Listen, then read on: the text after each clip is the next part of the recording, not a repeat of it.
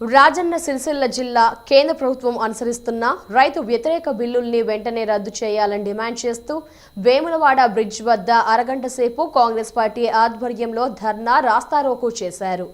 దీంతో భారీగా వాహనాలు నిలిచిపోయాయి. ఈ సందర్భంగా వేములవాడ నియోజకవర్గ కాంగ్రెస్ పార్టీ ఇన్ఛార్జ్ ఆది శ్రీనివాస్ మాట్లాడుతూ కేంద్ర ప్రభుత్వం ప్రవేశపెడుతున్న రైతు వ్యతిరేక బిల్లుల్ని రద్దు చేయాలని, ఈ బిల్లుతో కేవలం బడా వ్యాపారస్తులకు అనుకూలంగా ఉండడం వల్ల సామాన్య రైతులు ఇబ్బందులు పడతారని, ఈ బిల్లును రద్దు చేయాలని దేశ రాజధాని ఢిల్లీలో 35 రైతు సంఘాలు నిరాహార దీక్షలు చేస్తున్న కేంద్ర ప్రభుత్వం నిమ్మకు నీరెత్తినట్లు వ్యవహరిస్తుందని ఆరోపించారు. అలాగే రాష్ట్ర ప్రభుత్వం రైతులు పండించిన సన్న రకం వడ్లను ₹2500కు కొనుగోలు చేయాలని డిమాండ్ చేశారు. రైతు వ్యతిరేక విధానాలు అవలంబిస్తున్న టీఆర్ఎస్, బీజేపీ ప్రభుత్వాలు భారతీయ జనతా పార్టీ కేంద్ర ప్రభుత్వం రైతుకు వ్యతిరేకంగా తీసుకొచ్చినటువంటి ఆ 3 బిల్లును రద్దు చేయమని చెప్పి ఇప్పటికే కాంగ్రెస్ పార్టీతో సహా 18 పార్టీలు చెప్పినప్పటికీ మొండి వైఖరితో ఆ 3 బిల్లులు తీసుకొచ్చినటువంటి పరిస్థితుల్లో దేశవ్యాప్తంగా ఢిల్లీ పొలిమేరల్లో గత 10 రోజులుగా 35 రైతు సంఘాలు చలిలో గజగజ వణుకుతున్నప్పటికీ దీక్షను, ధర్నాను ఓ రకంగా ప్రాంతాన్ని బహిరంగ జైలుగా భావించి రైతులందరూ కూడా 3 బిల్లులు రద్దు చేయమని చెప్పని కోరుతున్నప్పటికీ గత శనివారం దేశవ్యాప్తంగా మోడీ గారి దిష్టిబొమ్మను దగ్ధం చేసి నిరసన వ్యక్తం చేసినప్పటికీ రైతుల గురించి పట్టించుకోకపోవడం వల్ల రైతు సంఘాలు భారతదేశ వ్యాప్తంగా ఈరోజు భారత్ బంద్కు పిలుపునిచ్చిన క్రమంలో ఆల్ ఇండియా కాంగ్రెస్ కమిటీ మద్దతు ప్రకటించిన క్రమంలో ఈరోజు వేనాడు నియోజకవర్గ కేంద్రంలో బంద్ను సంపూర్ణంగా చేయమని పట్టణ వర్తక వాణిజ్య వ్యాపారవేత్తలకు విజ్ఞప్తి చేయడం జరిగింది. ఈరోజు ధర్నా ద్వారా కూడా మనం నిరసన వ్యక్తం చేస్తూ ఉన్నాం. ఈరోజు కేంద్ర ప్రభుత్వం వెంటనే దిగి వచ్చి ఆ 3 బిల్లులు రద్దు చేసి రైతుల్ని ఆదుకోవాలని చెప్పి డిమాండ్ చేస్తూ ఉన్నాం. ఈరోజు రైతులు పండించిన పంటకు ఈరోజు మద్దతు ధర అనేది లేకపోవడం వల్ల దేశంలో ఎక్కడైనా అమ్ముకోవచ్చు అనేటువంటి విధానం తీసుకురావడం వల్ల మార్కెట్ కమిటీలకు, మండీలకు సంబంధం లేదంటే కార్పొరేట్ స్థాయి వ్యవసాయం చేసేటువంటి బడా వ్యాపారవేత్తలకు, అనిల్, అదాని, అంబానీ లాంటి వాళ్ళకే, ముఖేష్ అంబానీ లాంటి వాళ్ళకే ఈరోజు వ్యవసాయం దారదత్తం చేసే విధంగా జియో ఫోన్ ఉచితంగా వచ్చిన తర్వాత బిఎస్ఎన్ ఫోన్లు ఇప్పుడు ఆగిపోయి ప్రభుత్వ రంగంలో ఉన్న బిఎస్ఎన్ ఫోన్లు లేకుండా ప్రైవేట్ రంగంలో ఉన్న ఫోన్లు ఏ విధంగా అయితే ప్రతి ఒక్కరు జేబులోకి వచ్చినాయో అదేవిధంగా ఈ 3 బిల్లుల వల్ల వ్యవసాయ రంగం ప్రైవేట్ రంగంలోకి మారబోతుందని చెప్పినటువంటి ప్రమాద హెచ్చరికలు, గంటికలు నేను చెప్పి రైతు సంఘాలు గగ్గోలు పెడుతున్నప్పుడు కూడా కేంద్ర ప్రభుత్వం దిగిరాకపోవడాన్ని మేము తీవ్రంగా తప్పుపడుతూ ఉన్నాం. అందుకే రైతులకు అండగా, రైతులకు మద్దతుగా ఈరోజు ఇక్కడ మేము ధర్నాను, నిరసనను, బంద్లో బ్రహ్మాండంగా కాంగ్రెస్ పార్టీ కార్యకర్తలతో పాటు రైతులందరూ కూడా పాల్గొని చేయడం జరుగుతుందన్న మాట చెప్తా ఉన్నా.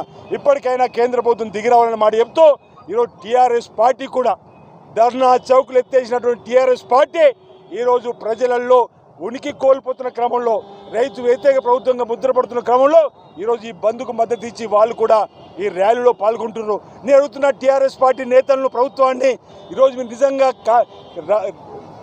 రైతు అనుకూలమే అయితే సన్న రకాలు వేయమన్నారు.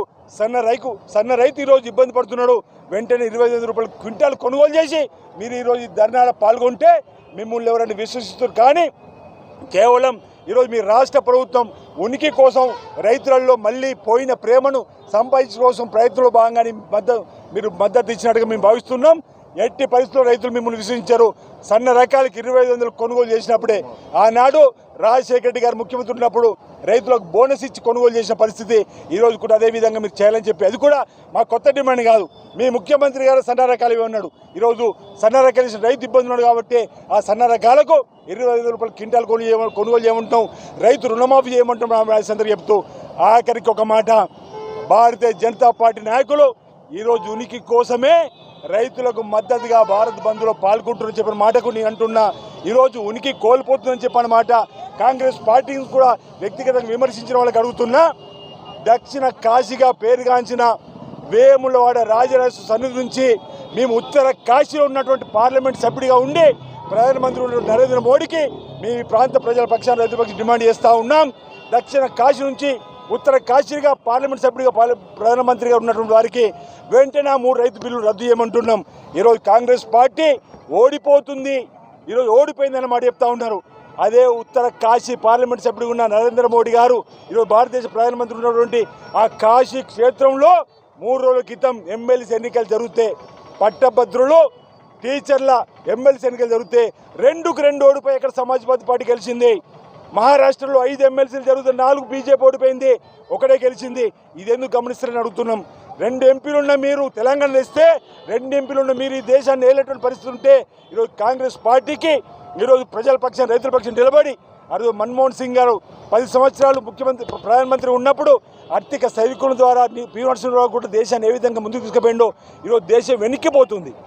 ఈరోజు జిఎస్టీ అని నోట్ల రద్దని ఈ విధంగా ఈ దేశాన్ని మళ్ళీ ఈ రాష్ట్రాన్ని ముందుకు తీసుకుపోవాలంటే కాంగ్రెస్ పార్టీ ఒకటే పేద బడుగు బలహీన వర్గాల ప్రజల రైతులకు సంబంధించినటువంటి అభివృద్ధి కార్యక్రమం చేయాలంటే కాంగ్రెస్ పార్టీ ఒకటే సాధ్యమవుతుంది. కాబట్టి రాబో రోజులు తప్పనిసరిగా ఈ ప్రభుత్వాలకు బుద్ధి చెప్పి ప్రజల పక్షాన రైతుల పక్షాన నిలబడి మరింత పోరాటాలు ఉధృతం చేసి ముందుకు సాగుతామని సందర్భంగా తెలియజేస్తా ఉన్నాం. అందరికీ నమస్కారాలు.